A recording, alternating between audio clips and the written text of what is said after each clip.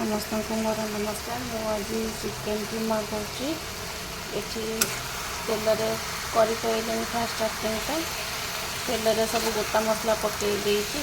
ଇଏ କାଶ୍ମୀର ତିଖା ଲାଲ ବାଲା ମର୍ଚ୍ଚ ବି ପକାଇ ଦେଇଛି, ତେଜପତ୍ର ପକାଇ ଦେଇଛି। ଏଠି ଟମାଟୋ ଖଣ୍ଡେ ରଖିଛି, ଏଥିରେ ଲଙ୍କାଗୁଣ୍ଡ, ଧନିଆ ଗୁଣ୍ଡ, ଜିରା ଗୁଣ୍ଡ ରଖିଦେଇଛି। ଏଠି ଅଦା ରସୁଣ ପେଷ୍ଟ ନାହିଁ, ବାସ୍ ଛେଚି ଦେଇଛି। ଆଉ ଏଠି ବାକି ଗୋଟା ଗରମ ମସଲା ଗୁଣ୍ଡ, ଏଇଟା ରେଡ୍ ଗୋଲ୍ଡର କାଶ୍ମୀର ଚିଲି ପାଉଡ଼ର, ଏଇଟା ଚିକେନ୍ ମସଲା, ଏଇଟା ଚିଲି ପାଉଡ଼ର, ଏଇଥିରେ ସବୁ ମିକ୍ସ କରିକି ରଖିଦେଇଛି। ଏଇଟାକୁ ଆଗେ ଭାଜି ଦେଇକି ତାପରେ ଅଦା ରସୁଣ ପେଷ୍ଟ ଏଇଟା ପକାଇଦେବି। ଟିକେ ଲଙ୍ଗ ଭିଡ଼ିଓ ହେଇଯିବ ଏଇଟା ମୋର। ପକାଇକି ଭାଜିଲେଣି କେତେବେଳେ ହେଇକି ପକାଇଦେଲି ମସଲା। ଇଚ୍ଛା ହେଲାନି ବାଟିବା ପାଇଁକି, ତ ଏଇ ମସଲାଟା ଆଜି ଛେଚା ମସଲାଟା ପକାଇକି କରିଦେବି। ଏଇଟା ପକାଇ ସାରିଲା ପରେ ସବୁ ଏଗୁଡ଼ା ପକାଇଦେବି। ତାପରେ ଲାଷ୍ଟରେ ହେଇସାରିଲା ପରେ ଖାଇକି କହିବି କେମିତି ହେଇଛି।